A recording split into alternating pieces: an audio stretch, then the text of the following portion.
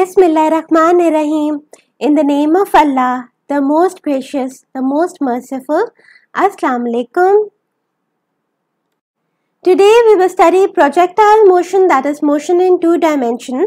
Object moves in a curved path and returns to the ground. Projectile motion is the motion of an object thrown or projected into the air subject to only the acceleration of gravity. There are two assumptions for projectile motion. 1. The gravity is constant and is directed downwards. 2. Air resistance is negligible. The horizontal velocity remains constant as there is no acceleration in this direction. That is, the final velocity in the x direction is equal to initial velocity in the x direction. That is, Vxf is equal to Vxi. As you can see in the diagram, Vxi has the same magnitude and direction in the horizontal direction. The y component of velocity changes due to gravity in downward direction. At peak, vertical velocity is 0. The acceleration is in downward direction, therefore the vertical velocity decreases as the object moves upward. The vertical velocity is 0 at the peak. The object then changes direction and the vertical velocity increases in the downward direction, and it is maximum when the object is near the ground. The vector velocity can be resolved into two components, the vertical component and the horizontal component. We see that the horizontal component remains same throughout the motion, that is Vxf, that is the final velocity, is equal to Vxi, that is the initial velocity in the x direction. The vertical velocity, on the other hand, changes due to acceleration in the downward direction. The velocity first decreases as the object moves upward. Then at the peak, the vertical velocity is 0. The object then changes direction and the vertical velocity increases as the object moves downward. The vertical velocity is maximum in the downward direction when the object is near the ground. The velocity vector Vi can be resolved into two components, the horizontal component Vxi and the vertical component Vyi. Theta I is the angle between the velocity vector Vi and the horizontal direction. The initial velocity vector in x direction is equal to Vi cos theta I, and Vyi is the initial velocity vector in the y direction is equal to Vi sin theta I. Since there is no acceleration in the x direction, the object will move under constant velocity in the x direction. Vxi is equal to xf minus xi divided by t. Vxi is the initial velocity in the x direction. Xf is the final displacement in the x direction.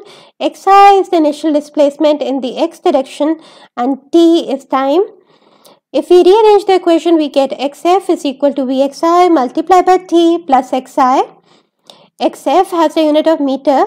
The product of Vxi multiplied by t also has a unit of meter. The xi also has a unit of meter. Therefore, the equation is dimensionally correct. The object is under constant acceleration in the y direction. Ay, the acceleration in the y direction, is equal to Vyf minus Vyi divided by t. Vyf is the final velocity in the y direction. Vyi is the initial velocity in the y direction, and t is the time taken. Since we are considering acceleration due to gravity and gravity is directed downward in the negative y direction, therefore Ay is equal to minus g, where g for the earth is 9.8 meter per second square. Therefore, we get minus g is equal to Vyf minus Vyi divided by t. If we rearrange the equation, we get Vyf minus Vyi is equal to minus gt. If we take Vyi to the other side, we get Vyf is equal to Vyi minus gt. Vyf is the final velocity in the y direction. Vyi is initial velocity in the y direction, and g is the gravitational acceleration, t is the time. This equation makes perfect sense. It shows positive vertical velocity first decreases, then it becomes 0 when the object is at the top, then it becomes negative, and it becomes more and more negative until the object hits the ground. V by average is equal to V by I plus V by F divided by 2. That is, the average vertical velocity is equal to initial velocity in the y direction plus final velocity in the y direction divided by 2. V by average, that is the average velocity in the y direction, is also equal to yf minus yi divided by t, where yf is the final displacement in the y direction, yi is the initial displacement in the y direction, and t is the time. If we equate both equations of the average velocity in the y direction, we get v by I plus v by f divided by 2 is equal to yf minus yi divided by t. If we take t to the other side, we get v by it plus v by ft divided by 2 is equal to yf minus yi. If we take yi to the other side, we get yf is equal to yi plus half bracket v by I plus v by f bracket closed times t. As you can see, this equation is dimensionally correct.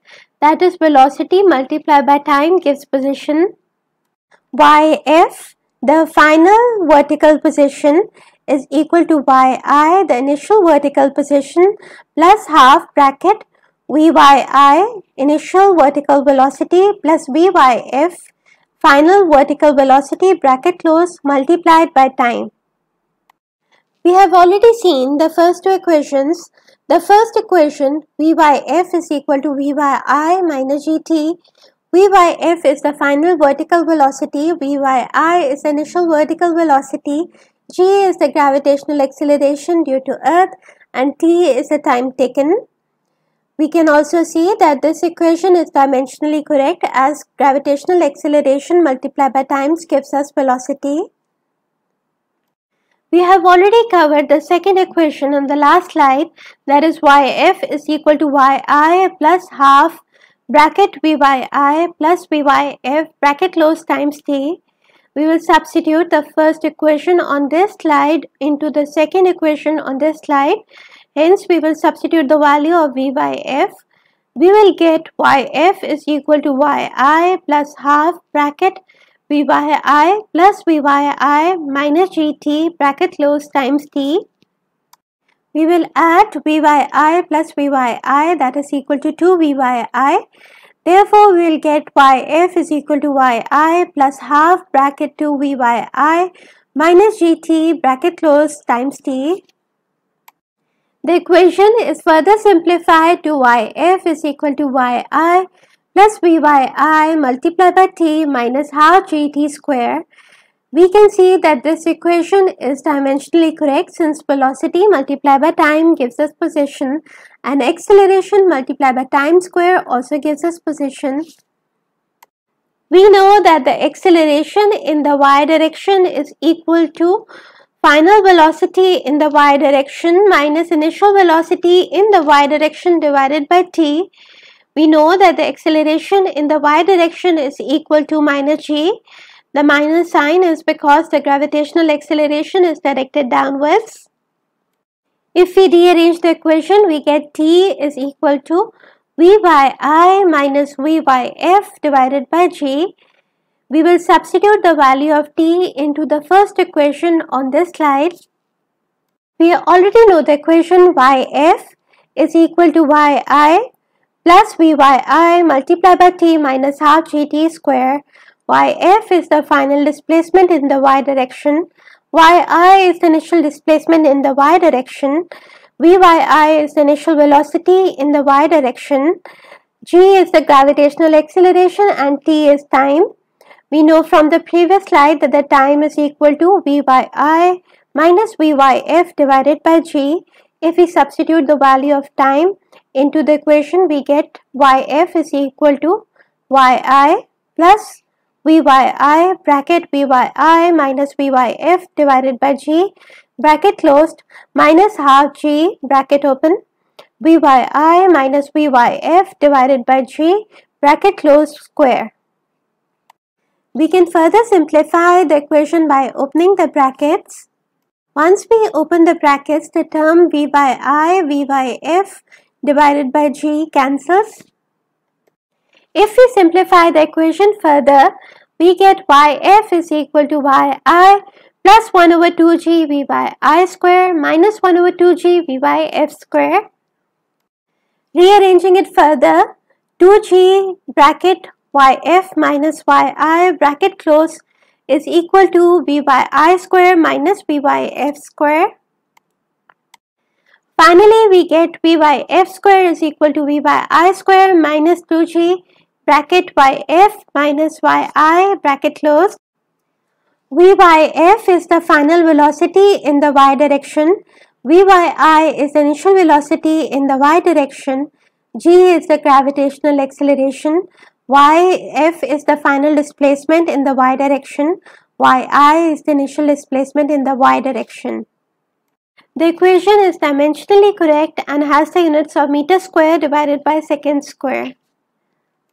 Let's find the maximum height. We know v by f is equal to v by I minus gt. V by f is the final velocity in the y direction. V by I is the initial velocity in the y direction. G is the gravitational acceleration and t is time. At maximum height, v by f is equal to 0. When the object reaches the maximum height, the vertical velocity becomes 0. Therefore, we will substitute the value of v by f is equal to 0 and we will get 0 is equal to v by I minus gt. Rearranging the equation, we get v by I is equal to gt. The initial velocity in the y direction v by I is equal to vi sin theta I. Therefore, vi sin theta I is equal to gt. Rearranging the equation, we get time is equal to vi sin theta I over g. We have found the time that the object takes to reach the maximum height. We will substitute into the equation that we already know, that is yf is equal to yi plus v by I multiplied by time minus half gt square. Yf minus yi is equal to h.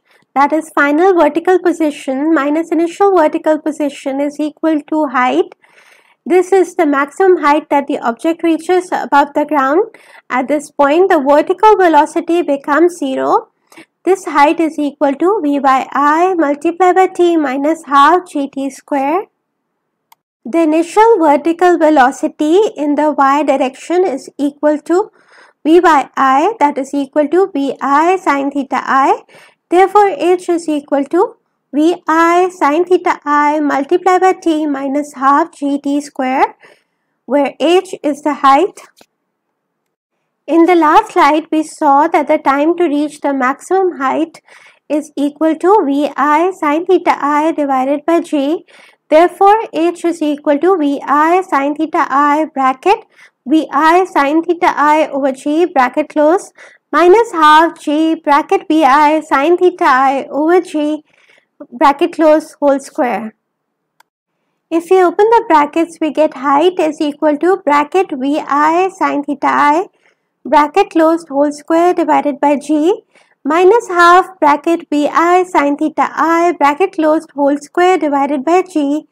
This makes height is equal to bracket vi sin theta I bracket closed whole square divided by 2g.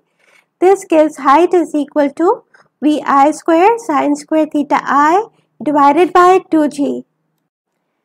This equation is dimensionally correct because the unit of height is meters and the unit on the right hand side is also meters, because unit of velocity square is equal to meter square divided by second square and the unit of gravity is meter per second square. Therefore, meter square divided by second square divided by meter per second square gives us unit of meters on the right hand side as well. Now let's find the maximum range. If we take TA as the time taken to reach the maximum height, then TB is the time taken to cover the entire range and TB is equal to twice TA. TB is equal to twice TA. TA is the time taken to reach the maximum height. TB is the time taken to cover the entire range. V by F is equal to V by I minus GT. That is, the final vertical velocity is equal to initial vertical velocity minus gravitational acceleration into time. At TA, the final vertical velocity is 0. This is the time at which the object is at the highest peak. Therefore, we will set the final vertical velocity is equal to 0, that is equal to v by I minus gTA. This gives TA is equal to vi sin theta I divided by g. Vi sin theta I is the initial vertical velocity, g is the gravitational acceleration, and TA is the time taken to reach the highest peak. TB, that is the time taken to cover the entire range, is equal to twice TA, where TA is the time to reach the highest peak. Therefore, the time taken to cover the entire range is equal to 2vi sin theta I divided by g. There is no acceleration in the x direction. The object moves with a constant velocity. Therefore, vxi is equal to xf minus xi divided by t. That is, the velocity in the x direction is equal to final position in the x direction minus initial position in the x direction divided by tb, that is the time taken to cover the entire range. If we rearrange the equation, we get xf is equal to xi plus bxi tb. xf is the final position in the x direction, xi is the initial position in the x direction, plus bxi is the velocity in the x direction, and tb is the time taken to cover the entire range. xf minus xi is equal to range, that is the final position in the x direction minus initial position in the x direction is equal to range. Range is equal to vxi multiplied by tb. Vxi is the initial velocity in the x direction, and that is equal to vi cos theta I. This gives range is equal to vi cos theta I multiplied by tb. tb is the rotation to cover the entire range. If we substitute the value of tb, that was equal to twice ta, the time taken to cover the entire range is equal to twice the time taken to reach the peak. We get range is equal to vi cos theta I bracket 2vi sin theta I divided by g bracket close. This gives a range of vi square bracket 2 sin theta I cos theta I bracket close divided by g. We know that 2 sin theta I cos theta I is equal to sin 2 theta I. Therefore, we get the range is equal to vi square sin 2 theta I divided by g. Vi is the initial velocity. Theta I is the angle between the initial velocity and the horizontal. G is the gravitational acceleration. The maximum value of range occurs when sin 2 theta I is equal to 1. In this case, if we take theta I to be 45, we get sin 2 multiplied by 45 is equal to sin 90 degree, and that is equal to 1. Therefore, the maximum range occurs when theta I is equal to 45 degrees. The maximum range, that is the maximum distance travelled in x direction, will occur when theta I is equal to 45 degree. The maximum height h is equal to vi square sin square theta I divided by g. Vi is the initial velocity. Theta I is the angle between the initial velocity and the horizontal. G is the gravitational acceleration. Maximum height is reached when sin square theta I is equal to 1 or sin theta I is equal to 1. This gives theta I to be 90 degree. This means ball is thrown directly upward. The motion is only in the y direction and there is no component along the x direction. As you can see, maximum height is achieved when theta I is equal to 90 degrees and maximum range is achieved when theta I is equal to 45 degrees. May Allah bless us all. Thank you for watching. Allah Hafiz.